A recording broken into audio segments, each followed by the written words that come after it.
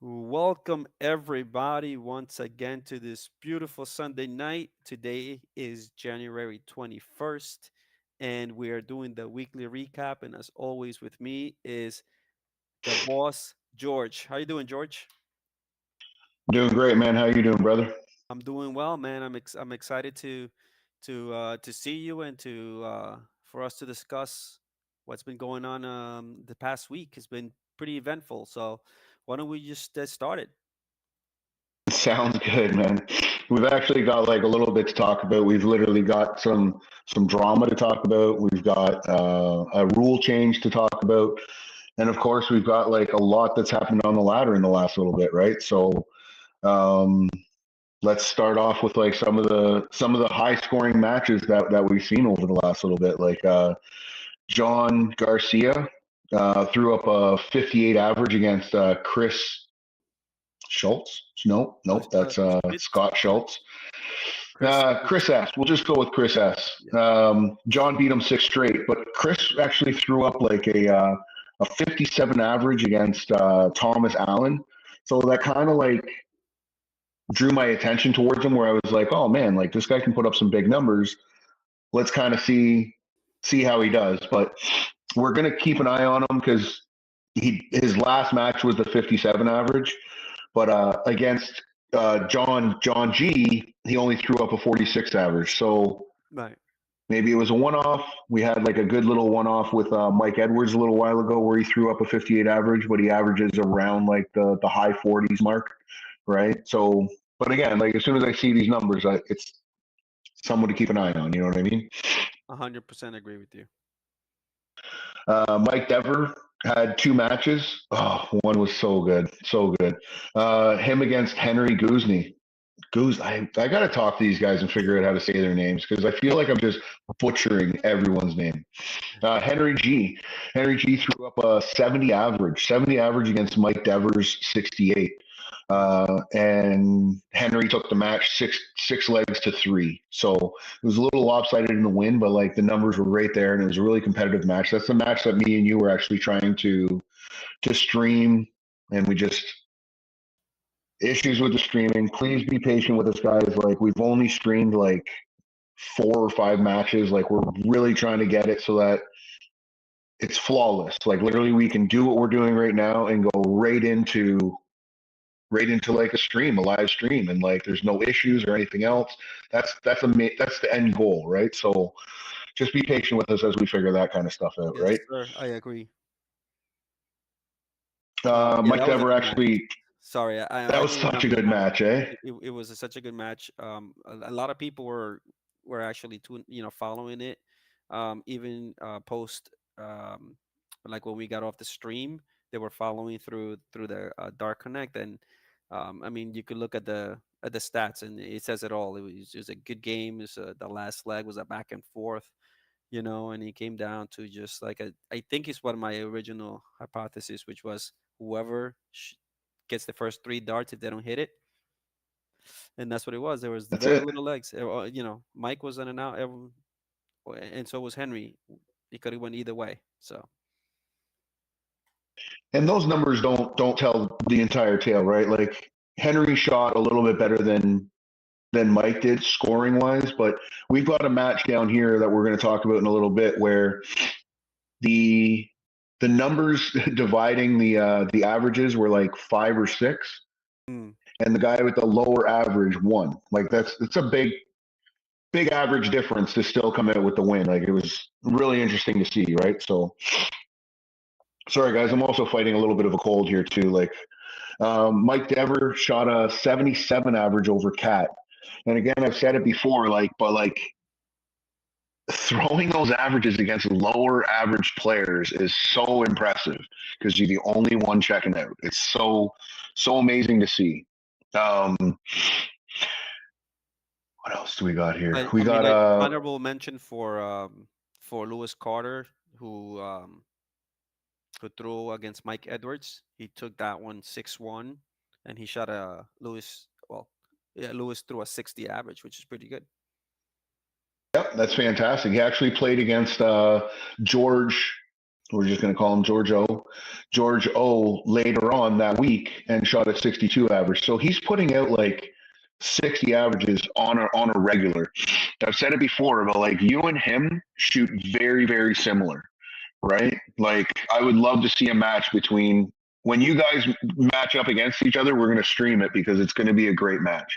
You guys are very, very similar throwing, at least average wise. Average wise, the numbers that I see out of you guys are very, very similar. I was gonna say, I thought you were gonna say it's gonna come down to who's more handsome, but all right, we'll see. Well, no, that's a that's a given. That's a given. Thank you, And George. I if know that you. was the case, I would win every match.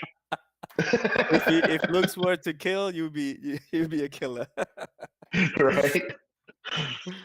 What else do we got here? We got a few like that were just like high averages that I decided that I wanted to like.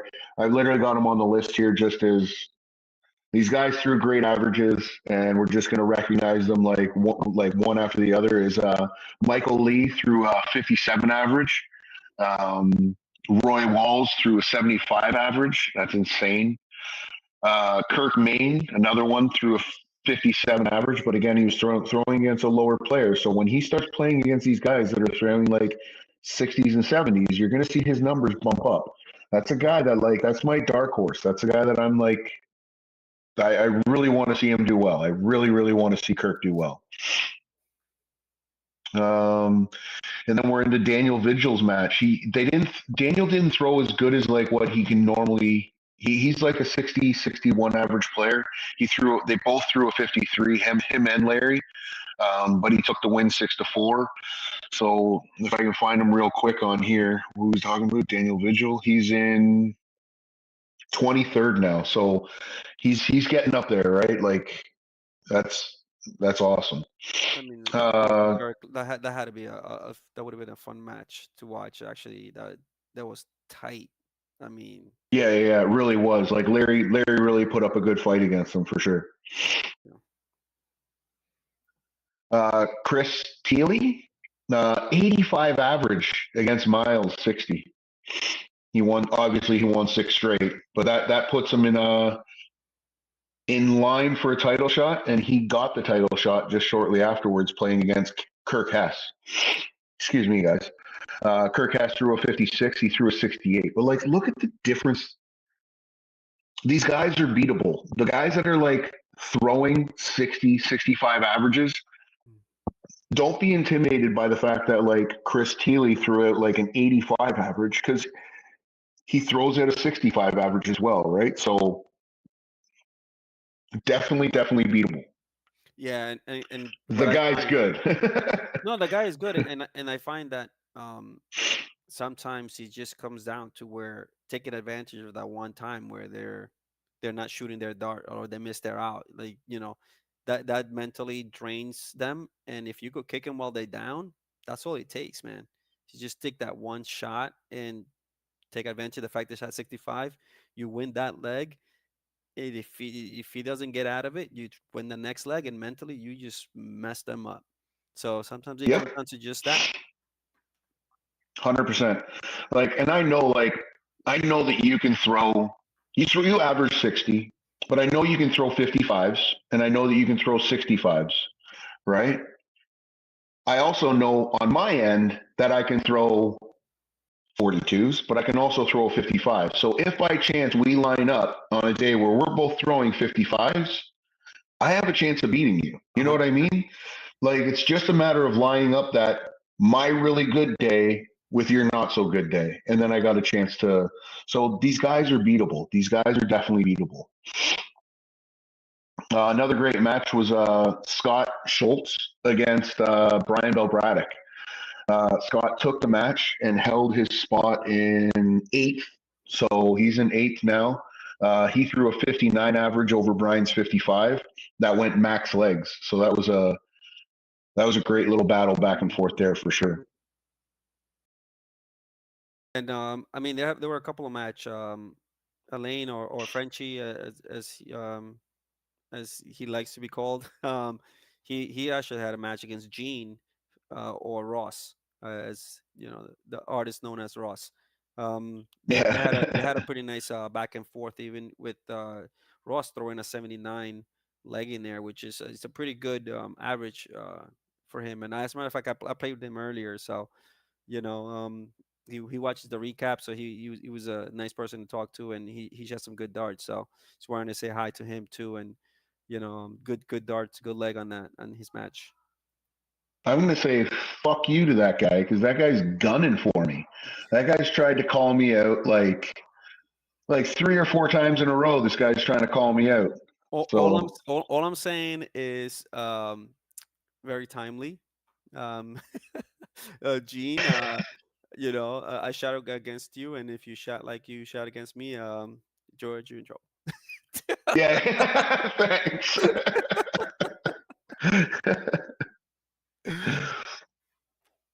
All right, we got Henry L. Defended his spot against Kyle B.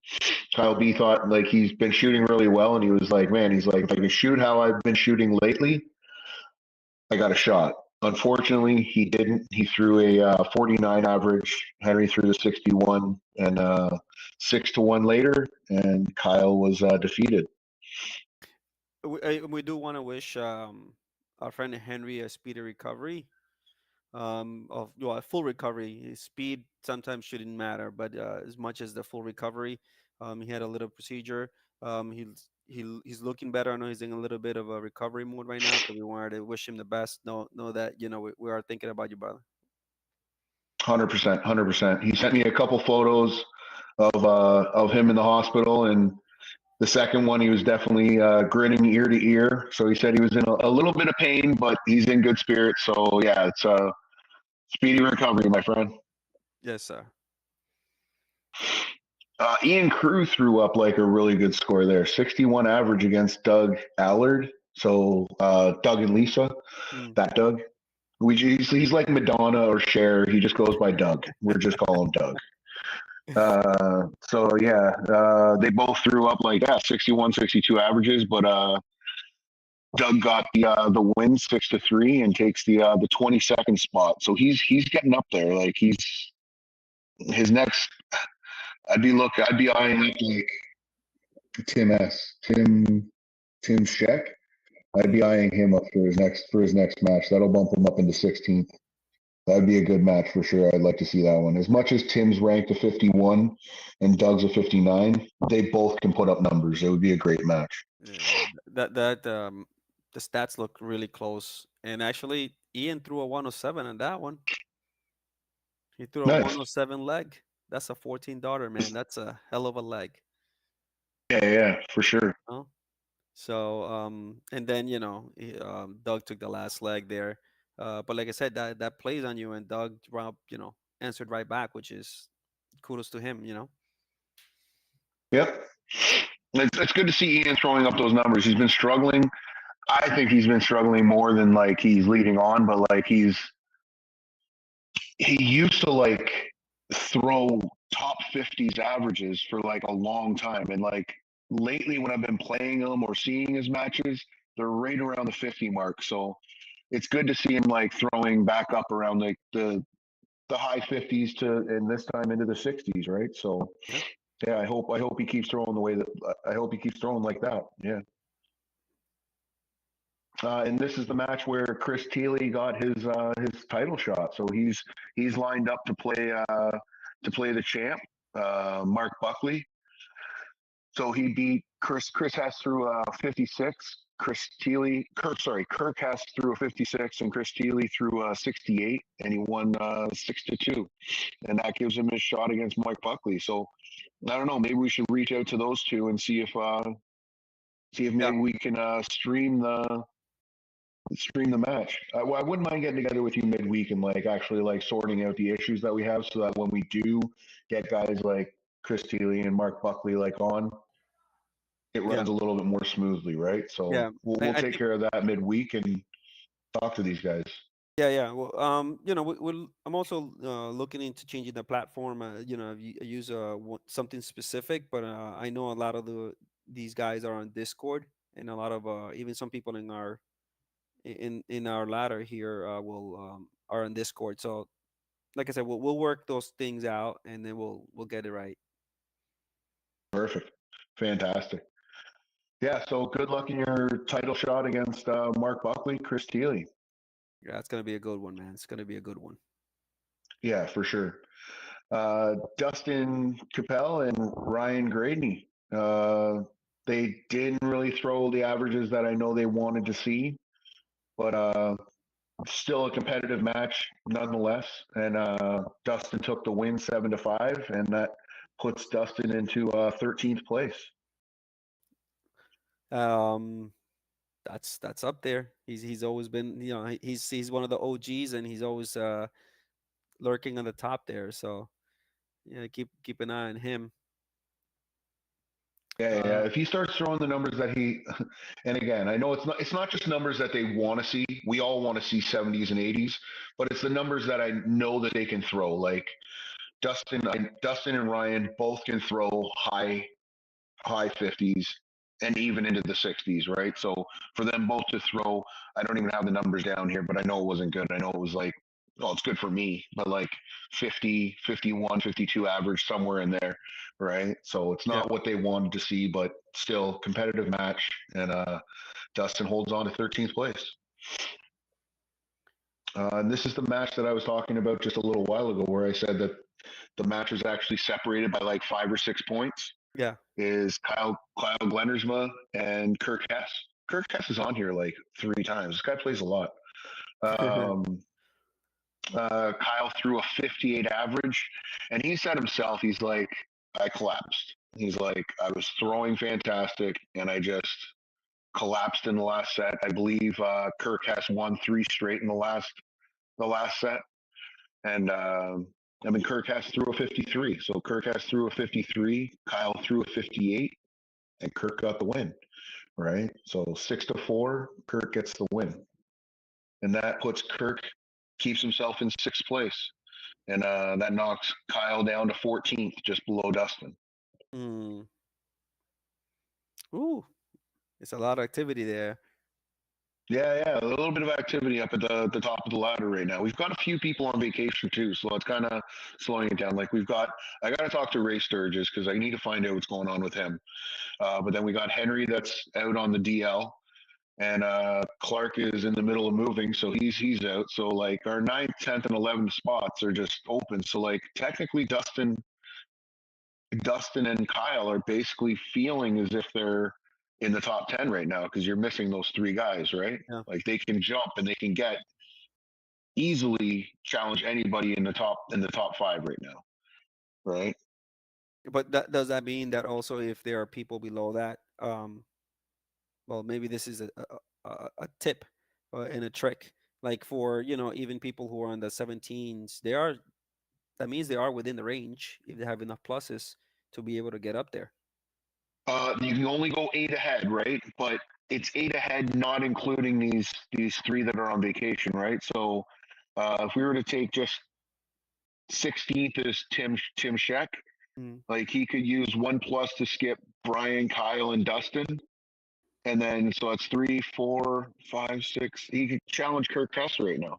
He Yeah, could challenge Kirk Hess, and he's not even at the highest that he could go. that's what That's I'm a tip, saying. Tim. Yep. Kirk Hess. You're welcome. That'd be a great match too. Another great match. Yeah, I mean that's just in general for how the ladder will work. So even if there are people like anywhere in the ladder and you see them on the DL or they're on vacation and things of that nature, those are the opportunities you need to take if you can. Use your pluses, use them wisely. You may be able to just jump in Yeah, to the first spot. 100%. Yeah, You run into like a few. There's a few spots here where like there's a few people on vacation, right? And you don't count those when you're counting your 8 or your 12, right? We'll talk about that soon because there's actually been an amendment to the rules, and we're going to talk about that in 2 seconds because yes, there's sir. 2 more matches that I just want to touch on, and then the drama The drama. All right, and so the rule amendment. let's close these the recap. I mean, as far as scoring wise for the matches, and then we'll jump into the amendment and then the drama. The drama. All So ridiculous. So one thing that this ladder has been dramatic. But you know what? A little bit of yeah, we'll see what happens. We'll see. We'll get there. Tim Sheck, who I was just talking about over Dave Curry. I'm just gonna look real quick because he knocked. So Dave Curry was the one that challenged Tim. So Tim, you can go after Kirk Hess right now. That's a solid match that I'd like to see happen. But they both threw mid 50s averages, so I think Dave Dave Curry was at like the 54, and Tim Sheck was at 56. So I just put that they were both mid 50s. Mm. Um, but Tim took that win 8-5. So Tim, Kirk Hess, Mm. make it happen. Good match. And then the last one that I'm going to touch on is Neil C gets past Clyde, Clifton Ferguson. Um, he wins 8-6, so almost max legs, but he gets the 17th spot in that match. Mm. And Nice. I think that pretty much wraps it up, Gonzalo. All right. I mean, I was just looking through some of the reports, and it's Scotty versus Brad, Brad D. That was a nice match, very close match. Like a back and forth. I played Brad D. He's improving his game, so um, I'm excited to see him do this. Shooting the way he has. So, but Scotty That's our just came. teammate, man. Good to see Yeah, him that's shooting right. well. That's right. Um, well, who else? Let's see here.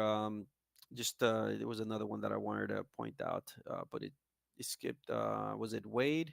Wade also played Ron, and as a matter of fact, we streamed on Wednesday. Ron played Jerry, and Oh, nice. yeah, so that one was streamed, and just also a note, and we do cam checks, right? Uh, Yep. George. Okay, yeah. So if there is if you're playing somebody, or if you have you change your setup, definitely let George know, and he'll do a chem check or assign somebody to do a cam check, just to make sure that there is the angles are right. Sometimes the angles don't give the exact triple view. I mean, the view of the treble, that if it's on the wire, it may look like a triple nine versus a triple. I mean, a triple three versus a trip 19, and the scoring may come a little off. So just let's just be aware of that. Um, but yes, cam checks. That was the other thing I wanted to just make sure that change your setup. Let Yep. somebody know. We don't do a lot of cam checks now because everybody's basically vetted before they get onto the ladder. So if you yourself were to bring someone onto the ladder, Tom, you bring a guy Tom onto the ladder, I know that Tom's a good guy. He's got good etiquette. He's polite, and then he's got a good camera because you're vouching for him, saying that he's good for the ladder. You know what I mean? But if you do change your setup and you want somebody to check it out, definitely hit up anybody in the ladder. I trust everybody on this ladder. If somebody says like, "Hey, your cam looks good," it probably looks good, right? So, and don't get mad if somebody nitpicks a little bit. Like, "Hey, man, like if you can get it a little closer, that'd be better." Sure, why not? Like, we're all friends and family here. Like, Yeah. I don't know. I love our ladder, man. Yeah, and well, now I think I'm gonna switch up the the order. Why don't we discuss the drama? I say that just because you mentioned how we are as a family at the ladder, really, right? Like friends and families, community, however you want to say it, but there's just a lot of unity here. So I think maybe it's timely. Why don't we talk about the incident, so we can have a further discussion real quick. All right. Um, I've never had to kick someone off the ladder. I've removed people when they've on their own accord. Like I don't remember ever having to be like, sorry, man, you're no longer welcome on the ladder. Hit the bricks. But unfortunately, I had to do that this week. Uh, I don't know how many of you know Rich Block. I've had a few incidences with him in the past, and I've had multiple complaints about his rage quitting. Not during a match, but like as soon as the match is over, just hanging up, gone, no good game, no nothing, just I'm done. So I had a few complaints about that. I've had some complaints about his etiquette, and this last week he got into a disagreement with Debbie, who's a sweetheart. and he was accusing her of cheating. I Mm. know that Debbie doesn't cheat. She's been on this ladder for 3 years, and I would never.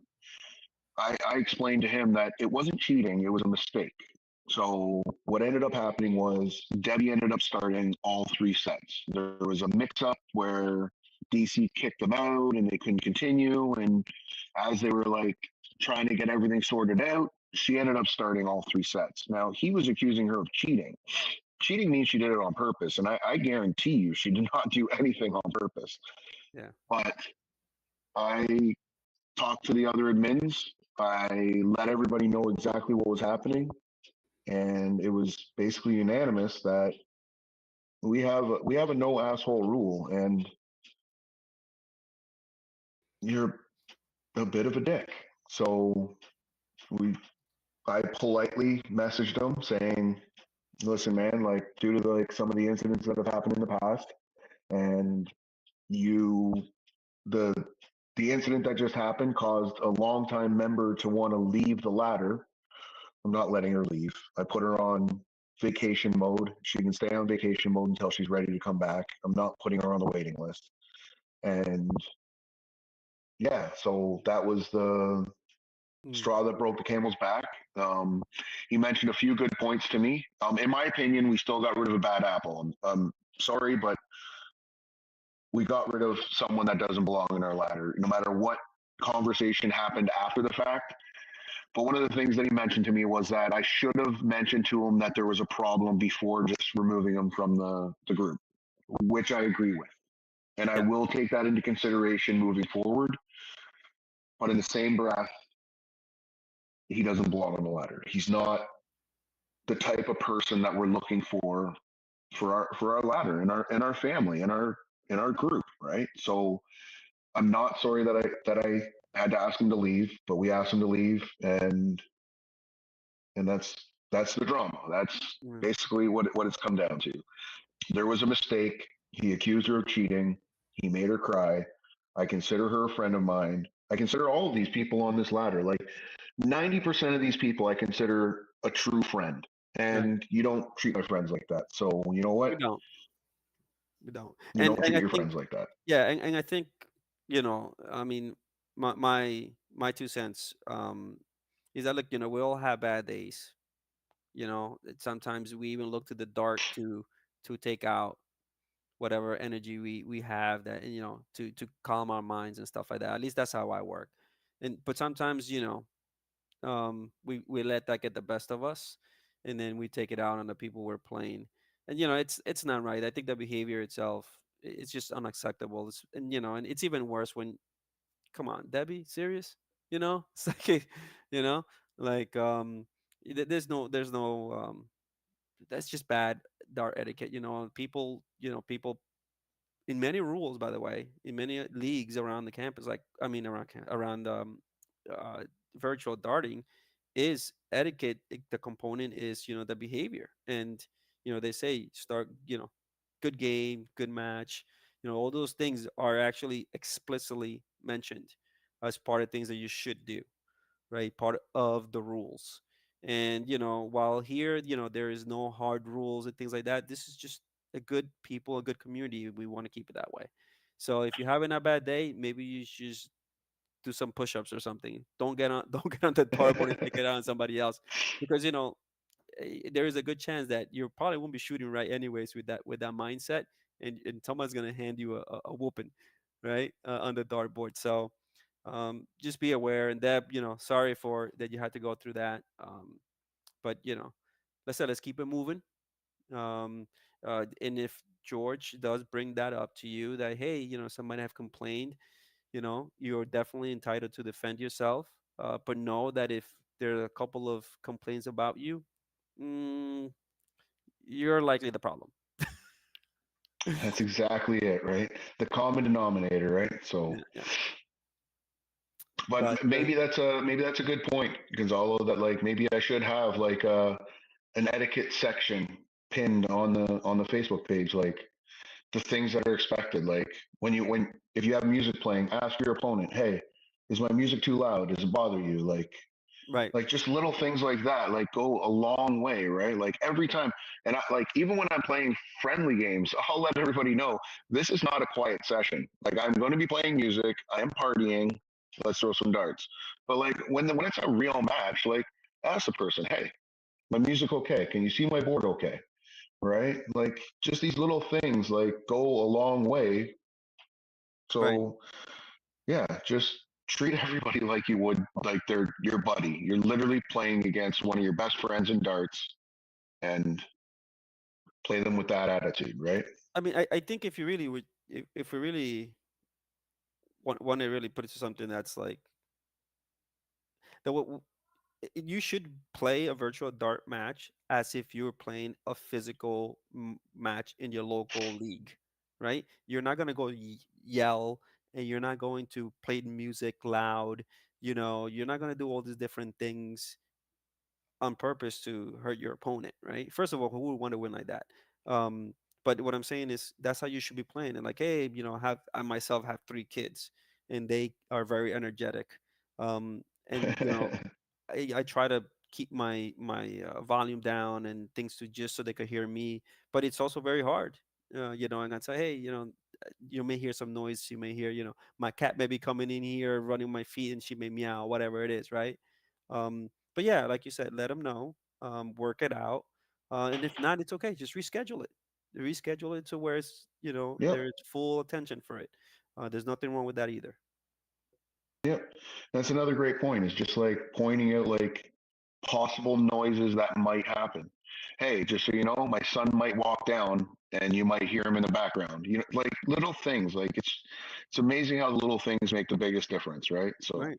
I'm expecting food. I may need to take a break. yeah, exactly, exactly, The domino guys is right. impatient.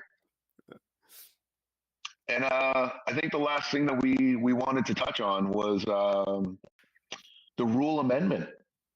So there's been an amendment to the rule for max 8 ahead, which is this is the problem. Every rule comes from a problem that's arisen, and one of the problems that we have is our ladder's way too active. So we have a lot of people staying very active on the ladder, and it's 8 ahead just isn't cutting it. Ah, So we're trying it right now with the 100 through 60, right? So if you're in that 40 group, you get to challenge 12 ahead. Still the same 3 pluses, but it's 12 ahead. After you're past the 60 mark, it's back to 8 ahead. This is okay. just a trial. Let's see how it works out, right? Hopefully it kills some of this congestion that's on the ladder. And just I just want people to have challenges. I hate when somebody's like, "Oh, I guess I'm waiting." Like, yeah, that sucks. Nobody wants to wait. They want to get into challenges. They want to climb this ladder. So I'm trying to make it so that they can climb the ladder, but at the same time make it fair. The reason why we have like the cap of 8 ahead and now 12 ahead is at one point in time I had somebody sitting in like I want to say 39th or 35th spot or something like that, and they were challenging number 4, and I was just like, that person has no. And this was back when we had like 60 players on the ladder, probably less than that. And I was like, this person has no right challenging somebody that high up. Like now, this person, like it's literally the equivalent of like me challenging Chris Thiele. It's like he's got to defend against me in order to get a title shot. Like that's not right. Like why is he having to deal with me when he should be dealing with the guys that are rightfully should be challenging him? So that's where the 8 ahead and 12 ahead came from. Was just people jumping way too high. The same breath, I want to keep people able to have challenges. So we've made it 12 ahead for the first 40 on the ladder. Let's see how it goes. Maybe we open it up to maybe the first 50, right? But we'll go from there. I just wanted to like I'm just trying to get the information out there because I know that like some people aren't catching it on the different outlets that we have. Like maybe they don't catch it on the Facebook page, they don't catch it on the ladder challenge. Maybe they're watching this right now and they're like, "Oh, good to know." So I'm just putting it out there. on every avenue that we have, right? So, um, I mean, ultimately, what does help is getting those matches in, right? yes, Ultimately, that is what gets the the the spots moving. So we get it. Yeah, there is a 2 week soft. I want to say soft. Um, yeah, soft guideline that's what we should be. That's what we should be going on to play our matches. Um, don't wait until the last minute if you can. I mean, like it's 2 weeks is a lot of time. But yeah, just it like really is. yeah, just like you're waiting, or you waited to play that match, somebody else is waiting on you too. So uh, just try to get it moving, and let me know. We Yep. can broadcast it. That may even better. We can stream it. Last thing before we go, Gonzalo, I'm just going to talk about a couple of the matches that we have up and coming that I'm kind of eager to see. Right. Um, well, Nick H and Kirk C. It's much overdue, but unfortunately, Kirk Chapman lost his mother recently, so that definitely other things are more important than a dart match. So our condolences to the Chapman family. Yeah. Um, but that's a great match that we're looking forward to. Let's see. I'm just gonna quickly scroll down here and see what else we got here. Shane Patrick versus Larry. That should be a good match. Gonzalo, you got a match against Miles coming up, a rematch. Yes, yes, I All have to right. get back to him. It's just been real, once again, I mean, I'm an offender here, but it's just been real busy, right? So I definitely got to squeeze in my we at least at the same time zone, so that's a good thing. Yeah, yeah, yeah. No, we're all offenders of it at some point in time. It's just when you're a repeat offender, when your match is constantly going late, Jordan. It's just like, and you just never get your match in, Jordan. And it just people are constantly bugging you, and like people are messaging me and being like, "Yo, what's going on with Jordan? Um, Jordan." So yeah. I do Who want to else do shout we out. got here? I want to shout out What's Neil. that? I want to shout out Neil Curran. He's or Curran. He's listening and watching the show. He's over on the over across the pond. So just wanted to say hi to him. He said that he Yeah, can't go to definitely. sleep until we finish the stream. So um, We'll be seeing him on the 24th. He's actually flying down to see us there, Gonzalo. It's yes, going to be yes, great. Chris T against the champ. That's another match that's going to be a great match. Chris Berry against Scott Schultz. That's going to be a great match. I think that pretty much wraps it up. Well, Lewis is getting up there. Lewis is now challenging Andrew Kidd.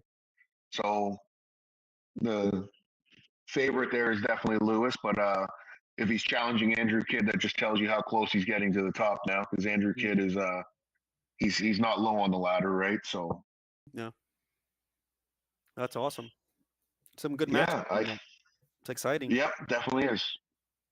and And I I see think the that numbers. wraps it up, Gonzalo. Yeah, I mean, I'm happy actually to see the lower part of the ladder too. People are shooting better. You could tell, Um, one thing I do want to know, just it's in the chat, or you could just comment it in the lobby chat. What's your pre-game ritual? I'm curious, just in general. So if you have any comments on that, put it in the chat or send me a message. I'm curious, and then we could talk about it maybe next week. But I'm struggling in trying to find one. I'm trying to practice my outs, 30 minutes before that, and it's a mess. So I'm curious as to what people do.